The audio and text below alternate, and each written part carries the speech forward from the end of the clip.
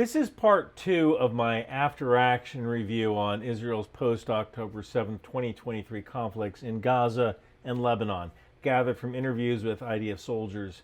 In part one, we covered what went right, the standing advantages, strategy, and systems that worked. This episode focuses on what went wrong, planning assumptions, tactical gaps, and structural issues that limited performance. This is the largest section. If you haven't seen the first video, it's linked below, along with the accompanying white paper at ryanmcbeth.substack.com. I also have a slideshow there that you can download. Feel free to contact me if you want me to deliver the presentation to your unit. I strongly suggest you watch the first video in the series first, what went right, because it provides a lot of context to the Israeli army in general. This is the part of the AAR, the After Action Review, where you need to have thick skin.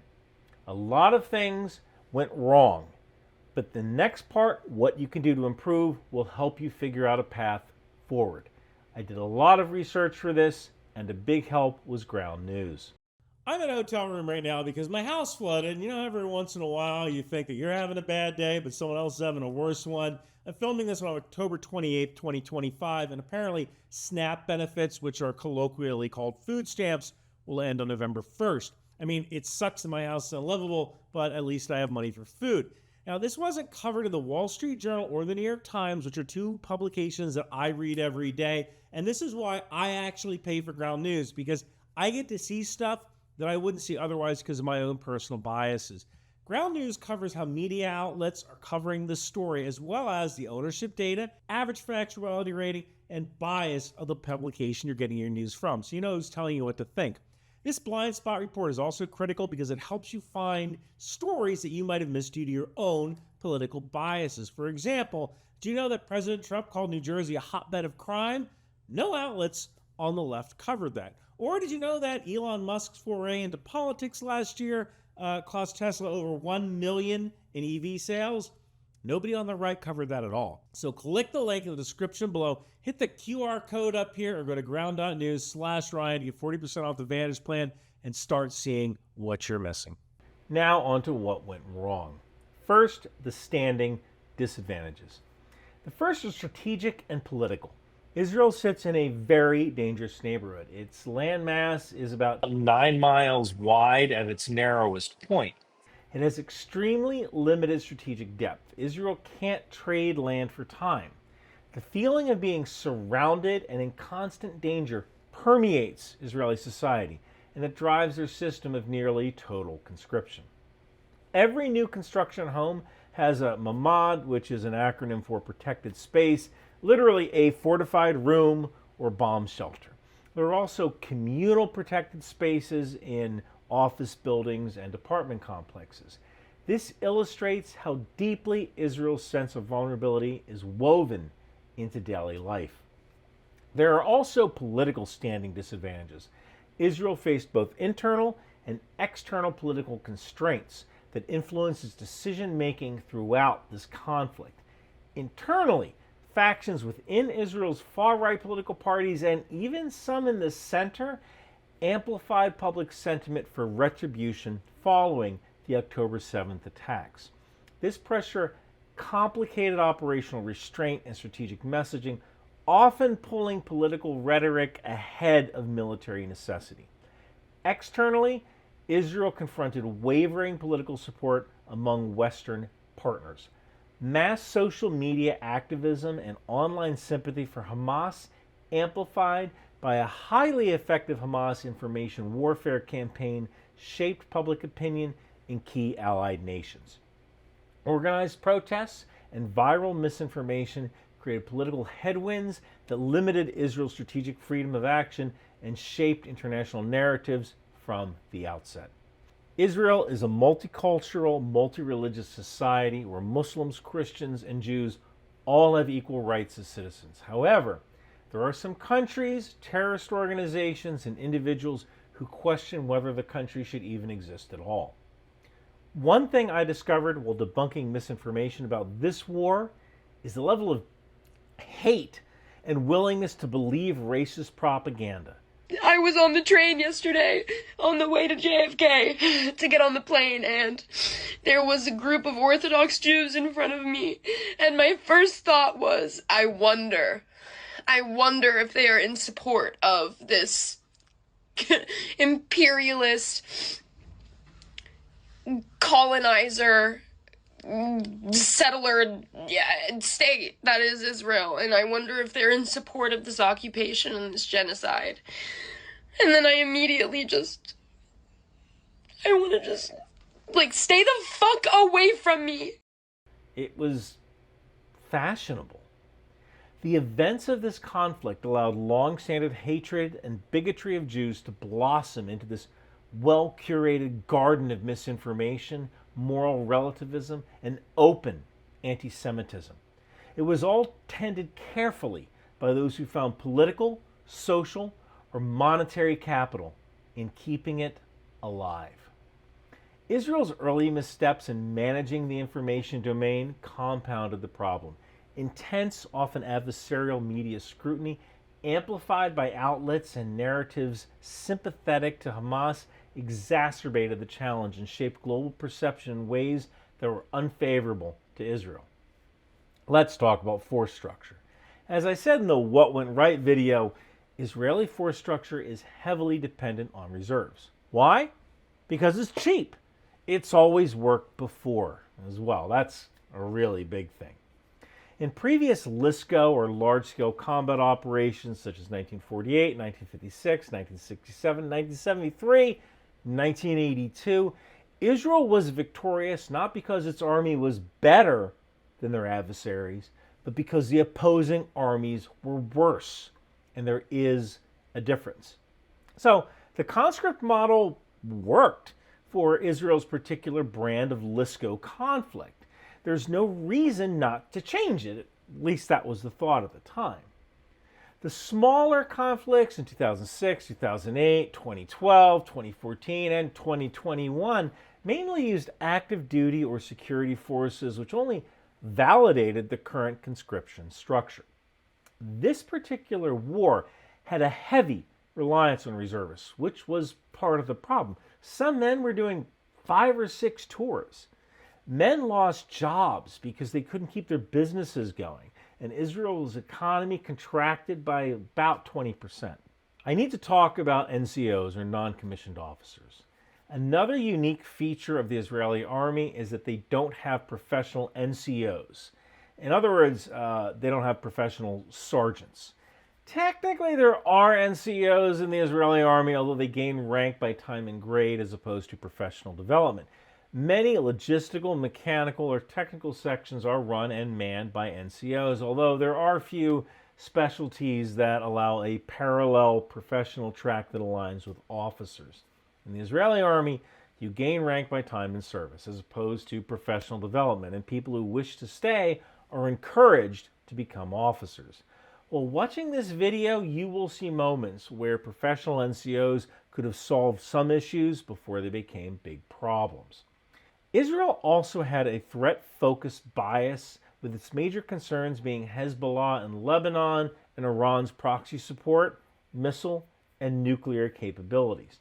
Israel's belief that Hamas was contained also contributed to several missteps during the early part of the war. Finally, there is Israel's mindset.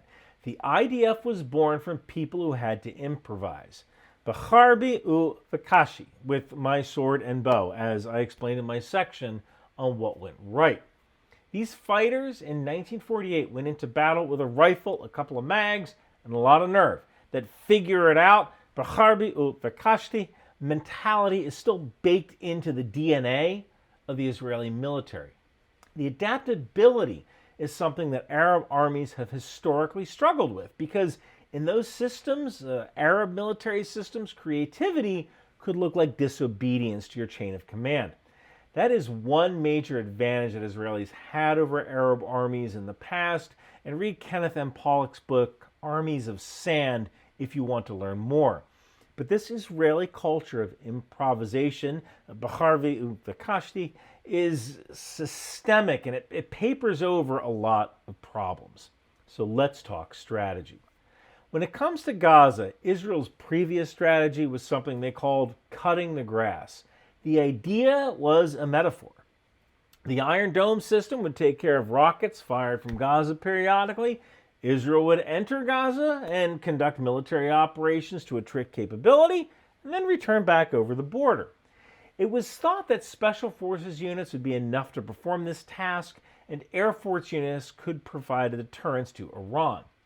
The main focus of Israel was a LISCO conflict, a large-scale combat operation, specifically with Hezbollah and Lebanon, which in the previous What Went Right section I called the varsity team. Hezbollah was essentially the shadow army of Lebanon. It was well equipped with modern drones, anti-tank weapons, some anti-aircraft capability, which was brought in through supply chains that extended from Iran, through Iraq, into Syria, and finally to Lebanon. Whereas Hamas was forced to make do with small arms and equipment that could only be smuggled in through tunnels in Egypt, Hezbollah had pretty much anything a semi-modern army could ask for. Now we need to talk about the raid strategy. Initially, one of the biggest problems came from the IDF Chief of Staff, a former General Herzi Halevi. He was a former commando, and this may have influenced his initial efforts to conduct this cutting the grass campaign, but on steroids. This was known as the Raids program, and it sounded a lot similar to what the U.S. did in Vietnam, where initially units would take ground and then give it up and then take the same area again. The problem was that when Israeli units left, Hamas would return to the area. Frustration with this strategy was mentioned 8 times in my survey. One soldier told me, "We conquered a building that you could see 5 different brigades were there before us in the last 8 months," which he could tell from the graffiti or unit insignias on the walls. This raid strategy didn't work in Vietnam, and it didn't work here. When the IDF pulled out of an area, the vacuum was immediate. Hundreds of civilians would flood the area looking for food, water, anything left behind. Hamas fighters moved in too, either to seize supplies or harvest intelligence from abandoned houses where Israelis were staying. In some cases, IDF soldiers began burning the buildings they used as a deterrent meant to stop crowds from gathering. Why? Because Hamas militants were heading to the same building and they had guns. These militants had no qualms about shooting civilians who got too close to the loot that they wanted for themselves. As Peter Arnett quoted a U.S. major after the Battle of Bien Tre, it became necessary to destroy the town in order to save it. By setting fire to occupied buildings, the IDF saved the lives of civilians who would have otherwise descended on it to scavenge supplies and possibly get shot by Hamas. Next, let's talk about op-tempo. The operational tempo was erratic at best, and this turned into this strange war which was strategically slow in the desire to move carefully and avoid harming hostages, but tactically fast, which caused units to rush and not fully clear occupied areas. Other times, op-tempo would be set by the brigade and then ignored. One soldier said, "We were often told, don't set off on an attack if you don't have a tank with you, or a D9, or an ordnance expert, or a K9, a dog. And we failed to reach our objective. In time we were told, it's okay, tomorrow is a new day." This failure to maintain a constant op-tempo cost lives.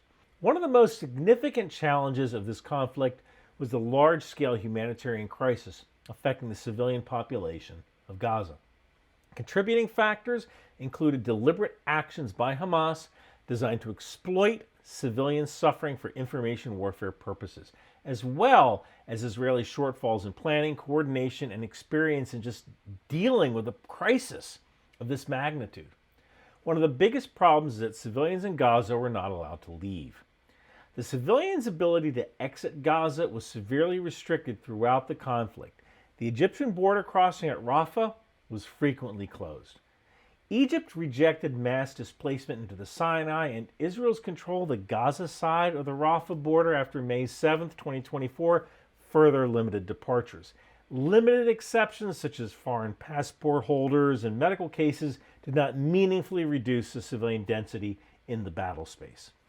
Proposals to evacuate civilians externally, let's say to the Sinai or the Negev Desert, were politically and legally infeasible. Egypt opposed creating a refugee flow it feared could become permanent. Israel had no legal framework granting Palestinians a right to remain inside Israel, and international humanitarian law raised some serious questions about coercing transfer. Additionally, Hamas at times discouraged or prevented evacuations, complicating internal movement even when Israel directed civilians to relocate. The 1948 displacement legacy further heightened civilian resistance to leaving. Israel implemented periodic, localized, directed civilian movements within Gaza, primarily south through the Saladin corridor, to de-intensify active sectors. These movements created recurring operational pauses whenever large groups of population had to transit, and the most consequential case of this was Rafah. In early May 2024, the U.S. conditioned offensive arms support on Israel's approach to the Rafah assault, and Washington paused a bomb shipment pending civilian protection assurances. The political constraint, combined with evacuation planning and corridor management, slowed operational tempo for weeks ahead of operations in the city. Civilian movement operations were a pacing function for maneuver, imposing predictable pauses and giving the adversary time to seed IEDs or improvised explosive devices and shape the information narrative during lulls. While I have this listed as what went wrong, under this very unique set of circumstances faced by the IDF, they were still incredibly low numbers of civilian casualties compared to other modern urban conflicts. The IDF performed as well as they possibly could under international pressure while simultaneously facing a death cult that wanted nothing more than to sacrifice its own population. Now we need to talk about these IEDs. Nobody had any idea how many structures contained IEDs. There was also a lack of TTPs or tactics, techniques, and procedures for dealing with them. So the end result was that it was just easier to bulldoze a house than it was to risk clearing that house and losing a team to an IED. Again, this slowed momentum because it moved at the speed of a D9 bulldozer. One soldier said, "Due to the fact that civilian infrastructure wasn't destroyed, we had to go back in. That's the thing with Gaza. Civilian infrastructure is militant infrastructure. Every house is ready to explode on you. Every window is a sniper." Speaking of infrastructure, I have to talk about tunnels. Gaza contained an estimated 350 to 450 miles of underground tunnels. This is more than the New York subway system. Initially, it was thought that the Air Force would be able to collapse tunnels with bombing, but that proved to be impossible. Oftentimes, the hatch might be destroyed, but it could be repaired, and the tunnel itself wouldn't collapse.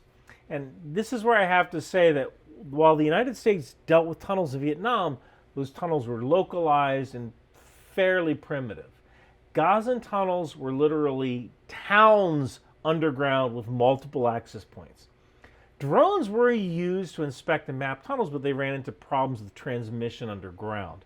Israel tried using dogs with cameras to scout tunnels, but dogs are expensive. They take months to train, and in a tunnel full of explosives and tripwires, yeah, not a great survival rate for dogs. There were also traps and IEDs everywhere, some even built into the walls. Though Ukraine had been using fiber optic drones against Russia, they were not employed in Gaza until roughly a year after the October 7th attacks. Another tactic used in Ukraine were repeater drones, which are used to carry a signal from the operator to another drone. This was never used by Israel either, even though its technology had been proven in Ukraine. Another tactic of flooding tunnels with seawater proved to be ineffective, because the tunnels were lined with porous concrete and even had drainage holes. On top of all this, cleared tunnels were not safe. Tunnels often had multiple entrances, and Hamas forces would return to previously cleared tunnels. The only way to deny the use of the tunnel was to collapse it. This took time and required the placement of charges, which increased friction. One soldier I interviewed said, Hamas is moving through tunnels and using houses to attack and immediately pull back. At times you will have an RPG fired at you, and by the time you understand where it's coming from, the terrorist is already underground. The amount of tunnels is insane and exclusively run under houses and civilian infrastructure with openings in or around them. Now let's talk about drones.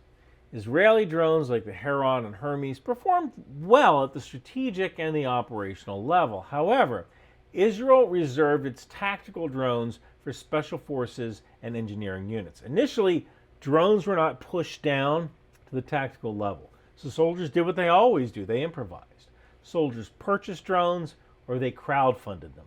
This created chaos and deconfliction issues with both Hamas and the IDF flying the same commercial off-the-shelf drones in the same operational environment. Soldiers also had no TTPs for dealing with drones. At least one infantry soldier said, "None of us had any formal training on how to respond to drones, except that the general idea of scattering and hiding and setting up camouflage nets at strategic angles to prevent dropped objects like grenades from falling." Israeli Apache pilots had no counter-drone doctrine, at least at first, although that was later rectified during the conflict. Now let's talk about communications. While communications was generally good, initially many Israeli radios at the tactical level were unsecure. This allowed Hamas to listen in on conversations. One Israeli soldier said, "We were at this place and we were seeing Hamas terrorists go in and out of this house for like 4 or 5 days. We called in an airstrike, but there was a little radio chatter that gave it away. Suddenly, a small shuttle bus arrived with kids. They pick up the kids and look as if to taunt the drones. They were listening and we messed it up." These problems with unsecured communications were solved early in the conflict. Communications was also an issue with friendly fire, which caused approximately 15 to 20% of Israeli casualties. While the United States uses GPS and radio-enabled Net Warrior tablets to keep track of soldiers, Israel has no such system assigned to the average soldier. Reservists, who tended to be less trained and disciplined than their active duty counterparts, would occasionally fire outside of their assigned sectors, endangering personnel. Now we need to talk about the ROE, or the rules of engagement. Rules of engagement are legally grounded instructions that define when, where, how, what type, and against whom force may be used. Well, generally, Israeli soldiers followed rules of engagement. Situations that were unique to Gaza's operational environment caused friction, namely the embedding of civilians with militants. The ROE often created friction between tactical necessity and legal or political constraint. Soldiers on the ground frequently faced situations where enemy fighters exploited protected areas and civilian status to maneuver with impunity. One soldier described it this way: "We had a hospital near our area of operations that we knew through recon that everyday groups of unarmed military-age males are coming out of and going back in very suspicious ways. The terrorists would have weapons stashes in the houses that were near us, and they would go out to the hospital and the schools, which were humanitarian zones, move through the streets or tunnels close to us, grab the guns from the stashes, attack, and then retreat. And we had our hands tied because they were moving unarmed and ununiformed, even though we knew they were bad guys." In cases like this, there was no lawful way to engage under the standing rules of engagement. Hamas systematically exploited that gap, using hospitals, schools, and humanitarian zones as staging areas while remaining technically within the rules that constrained Israeli forces. Reports also indicated that Hamas operatives sometimes brought children to IED planting sites, knowing that Israeli forces could not engage without risking civilian casualties. Such attacks effectively weaponized the rules designed to protect civilians. Now let's talk about intelligence. Good intelligence is necessary for any military operation, and Israel maintains excellent intelligence collection and exploitation capabilities. However, on October 7, 2023, most intelligence gathering operations were focused on Hezbollah in Lebanon or Iran. A good portion of Israel's intelligence is gathered by Unit 8200, which is kind of like Israel's military equivalent of the American National Security Agency. It is the largest unit in Israel's army, and it provides signal intelligence and cyber effects to the military, but the unit itself has problems. The unit is mainly staffed by conscripts, and while they are highly motivated, they also tend to be pulled from privileged families. And it's not just to keep these kids safely away from the front lines, it's because veterans of this unit are first in line for high-tech jobs in the civilian sector. The problem is that if a room full of 18 to 21-year-old conscripts are all thinking alike, then they're not thinking. This uniformity of thought is how Hezbollah and Iran became threats, and Hamas turned into a threat that could be managed. Gaza was a black hole of intelligence for the first few weeks of the war. There was basically no human intelligence available in Gaza. And, in a case like that, that's a big problem if signals intelligence fails. Finally, analysts and commanders understood that extensive tunnels existed beneath of Gaza, but they underestimated their depth, their interconnectivity, and their logistical sophistication, including command centers, storage sites, and movement corridors. The result was tactical surprise. Operations planned around limited tunnel threats encountered strategically integrated tunnel battle space that slowed maneuver and increased risk. Unit 8200 was able to pivot from Lebanon and Iran to Gaza within a few weeks, but a lot of lives were lost in the interim. Let's talk about training. Reservist infantry and armor units were often the lowest priority when it came to training resources. The Israeli system depends on a front-loaded model. Israeli conscripts receive extensive initial training during their active service, followed by short refresher periods, usually a month or so every 2 years. When I say extensive, I mean it. Combat arms training can last around 8 months. The idea is that Israel invests heavily in the soldier up front when they're still a conscript and relatively cheap to train. It's a system that has worked for decades. It's cost effective, it's efficient, and it's tailored to Israel's unique manpower structure and unique security challenges. But there is a problem. Warfare evolves faster now than it has before. During the Russo-Ukrainian War, we saw new battlefield technologies and tactics emerge roughly every 6 to 8 weeks. Drone doctrine, counter-electronic warfare methods, even small unit maneuver tactics on motorbikes changed in real time. That means by the time reservists report for their next refresher, they may be years behind the current fight. And in a war where technology and adaptation cycles are measured in weeks, not years, that training lag can get people killed. Some units would only get 3 days of training before entering Gaza, although this was more of a symptom of the massive call-up of reserves than military policy, and that was later rectified. 3 days is enough to disseminate enemy TTPs, zero and bore sight your weapon, but it's not enough time to practice the kind of battle drills needed in combat. Like I said, this was later resolved and training time was allocated to deploying units on an as-needed basis. But one earlier account described an incident where reservists ran toward a wounded comrade without first deploying suppressive fire or smoke. This can be attributed to the fact that many reservists know each other, they serve together for years, but this mindset can be countered with training. Unfortunately, there wasn't enough time to train soldiers out of this mindset. Now, how well you choose to train your army is really about professionalism. On the whole, officers enforced discipline. There were cases of soldiers who enjoyed killing a little too much, or they had the motivation of revenge, and those soldiers were identified and removed. Looting was a localized problem as well as vandalism. This is what the Geneva Conventions and the U.S. Uniform Code of Military Justice define as pillage. Understand, there are differences between taking a war trophy and pillage. There is a military tradition of taking war trophies, such as capturing the enemy's colors. Nobody would argue that the capture of an enemy's colors or items of military value is unlawful, but I'm not talking about traditional trophies of war. Modern professional armies view pillage as fundamentally incompatible with discipline.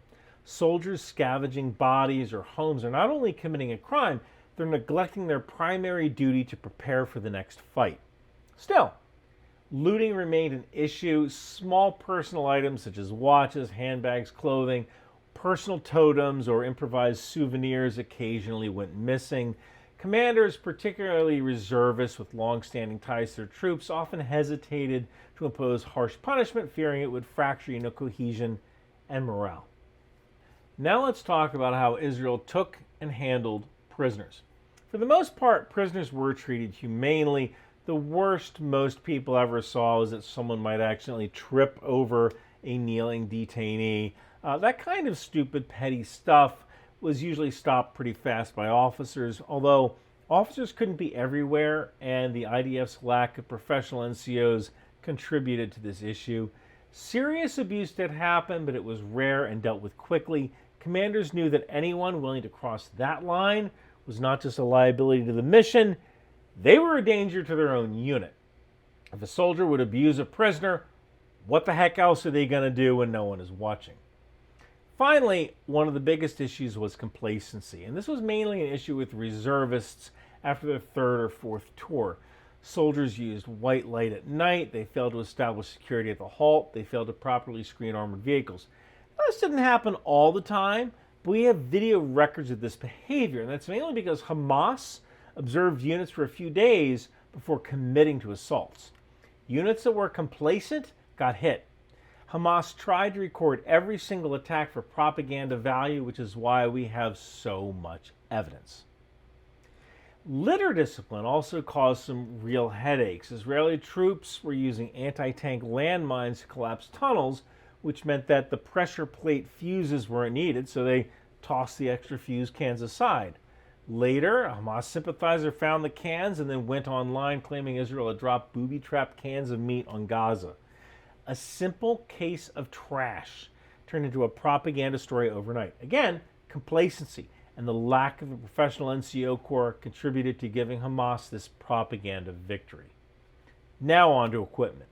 To start, the best recruits in the IDF go to intelligence roles, combat roles, technology branches, logistics often gets the least qualified personnel.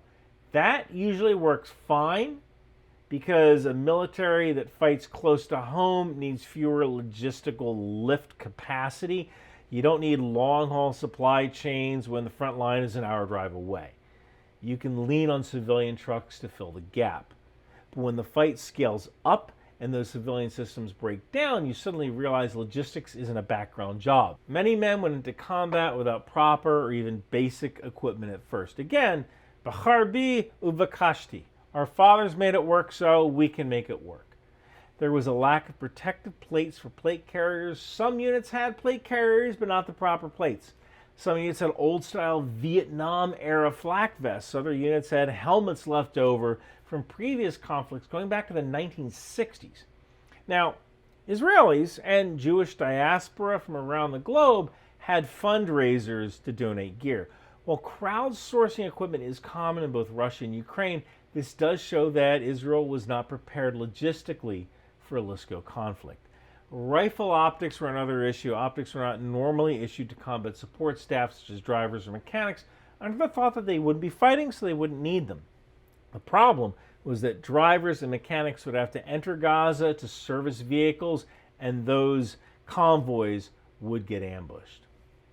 Now, when it comes to logistical vehicles, one mechanic told me that the D9 bulldozers they had were so old they wouldn't even turn over. The active duty unit they supported didn't want to order parts for the machines because if the war ended fast, they'd be stuck with the bill. So for the first few weeks, it was pure chaos. Mechanics were stripping one vehicle to keep another alive, swapping parts like battlefield surgeons. Eventually, supplies caught up, but in the early days, the only logistical plan was taking apart several D9 bulldozers to make a single D9 bulldozer work. Another problem is that Israel's rainy season lasts from October until May. Not all trucks had cargo covers and rain shelters, which restricted the type of cargo that could be carried. The IDF had good procedures in place for logistics, which helped, but not everybody had experience implementing those procedures, making continuous daily resupply difficult, although that problem was mitigated as soldiers gained experience. Convoying was also an issue. The problem is that none of these vehicles were mounted with weapons, and logistical personnel were not taught how to perform convoy operations in a combat environment. Now let's talk ammo. There were occasional small arms ammunition shortages, but they were localized and never really reached critical levels. The biggest issue is that most of the world's supply of ammunition was earmarked for Ukraine or being stockpiled by European nations who feared a resurgent Russia. There is a finite amount of ammunition factories in the world, and just one war can stress the system. Add in a second war, that can be a recipe for trouble. The diversion of U.S. 155mm ammunition stocks to Ukraine created a backdrop of potential strain on the howitzer ammunition supply chain. While there was no publicly confirmed official critical shortage declaration, analysts flagged the 155mm category as under pressure across the globe. Usage by the IDF appears to have been high, with tens of thousands of shells fired in the early weeks of the conflict, which means demand and supply were tightly matched. While Israel does manufacture 155mm howitzer ammunition, they don't manufacture enough for a protracted LSCO conflict. The IDF's use of 155mm artillery kind of dropped off after the first few weeks in Gaza, whether that was because of tighter rules of engagement or to conserve shells for a possible fight in the north against Hezbollah isn't clear. Probably a little bit of both. Now we need to talk about food. Israel still uses canned rations, that manot krav, or literally war rations, which is mainly canned tuna, fruits, vegetables, olives, peanuts. You often hear soldiers say tuna and crackers, tuna and crackers. Israel apparently has some new version of their rations that's similar to Western bagged MREs with flameless ration heaters, but nobody I spoke to has even seen the things. For the most part, the food is atrocious. One soldier even mentioned a video where Palestinians were rejecting donated food, and he was shocked because it was the same kind of food that was given to him. The IDF relies on donations of food from the local population when near the border, or contracted meals with local restaurants and kibbutzim. The problem is that this was often done at the company level, so delivery of hot meals could be inconsistent depending on the unit. This was seen extensively in the first phase of the war, although it got better as logistics improved to the point where hot meals became common and parents could send packages full of sweets and snacks. Now I have to talk about the information war, which is near and dear to my heart. The information war started on October 8th, 2023, with pro-Hamas social media channels spreading misinformation about white phosphorus. Some of these accounts were state-supported networks, others were sophists, who are essentially third-party independent actors who supported Hamas for social media clout or financial gain. One thing you need to understand is that social media doesn't prioritize truth. It prioritizes clicks, it prioritizes eyeballs. Social media will allow misinformation to spread, even harmful misinformation, even topics that have been debunked previously, or demonstrably false information, because it's a popular topic that will get people to stop scrolling. I've often said that information warfare is a weapons effector, no different than a cruise missile. If you're Hamas and you want to prevent 155mm shells from being sent to Gaza, well, you could get a bunch of sympathizers to attack the ammunition plant in Scranton, Pennsylvania. That is within their capabilities. Or it would be a lot cheaper if you use Hamas sympathizers to claim that Israeli parents teach their kids to write their names on artillery shells. If enough Americans believe this, then they contact their congressman and the supply of shells gets cut off. The effect is the same. Information warfare is a weapons effector, and ignore that at your own peril. Israel did not understand this, although, to be fair, a lot of politicians don't seem to understand that information warfare is a domain of war. Now, that being said, Israel was in a war for its very survival, and you might consider managing the information domain to be like worrying about a speeding ticket on the way to the hospital when you just had your hand cut off. And in Israel's case, the cop hates you and will give you a ticket no matter what. But at some level, Israel decided that they couldn't fight a war for their survival while worrying about what people thought, especially when those same people refused to understand how their enemies thought. So the failure to manage the information war may have been a strategic decision on where to allocate resources rather than a failure on understanding the domain. That being said, Israel was good at communicating with its own media, but only a small percentage of its public affairs officers communicated with international media, and none interacted in an official capacity with social media creators. This created a social media vacuum. The social media beast demands content, and Hamas filled that social media vacuum with content for social media creators. I don't know if all social media creators necessarily aligned with Hamas or supported Hamas, but they certainly noticed that people were eager for news about the conflict, and there was plenty of video created by Hamas. The beast must be fed. And social media companies only care about eyeballs. If the content you have is Hamas propaganda, but you make your living posting on social media, it's not that hard to see how your viewpoint might evolve to a pro-Hamas stance, because that's the only content that you have to access. The IDF made a few ham-handed attempts at social media with official spokespeople, but it was mainly guys like this dude. God, who's going to believe this guy? Not Gen Z. And there was this video with medical supplies on the box in large letters in English. Like, really? Come on. The IDF also didn't normally release footage of soldiers fighting Hamas, again, leading to social media creators using whatever footage they could find. And while Hamas had a well-oiled machine of propagandists, the average Israeli soldier took pictures of themselves doing incredibly stupid stuff and then went and posted it on social media, such as looting and graffiti, or celebrating demolitions without context. Either soldiers didn't understand the need for information security, or they didn't care. And both of those things are bad.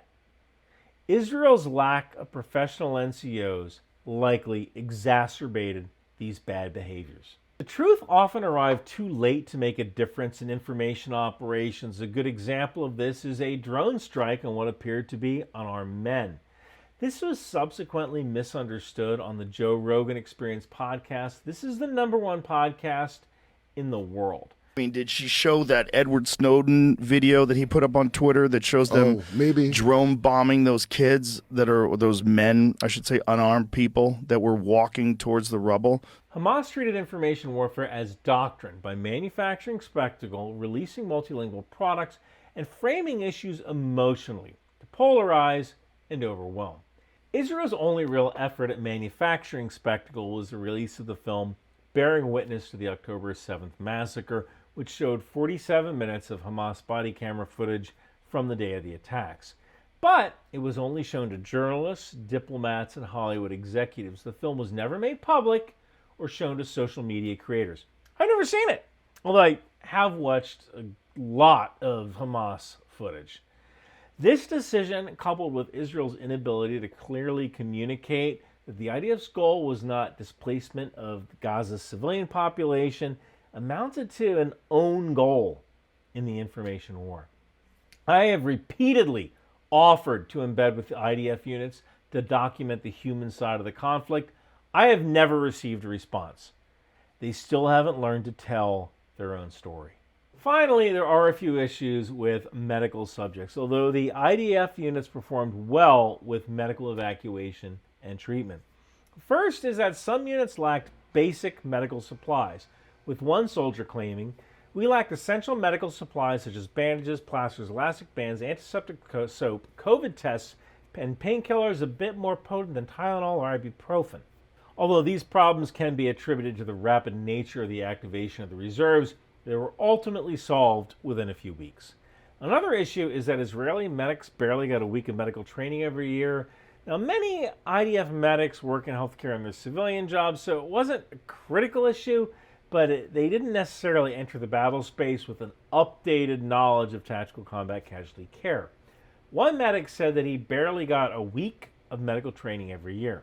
Finally, donations were very helpful, but some combat application tourniquets were found to be counterfeit. Many of these tourniquets were made in China and could break, but good-intentioned people who were donating these tourniquets didn't know that. So time was wasted separating counterfeit cats from the real ones. So that's what went wrong. Next up is what we can do to improve. That will be available next week, so click the link in the description below to set a reminder. You can also view this video in its entirety, all 3 portions of it, at ryanmcbeth.substack.com, and read the white paper I have there as well. Want to support the channel? Grab my Intel Life t-shirt from Bunker Branding. Thank you so much for watching. Let's see about what you can do to improve. Do you have a Christmas party to go to this year and you want to be the coolest guy there? Head on over to bunkerbranding.com.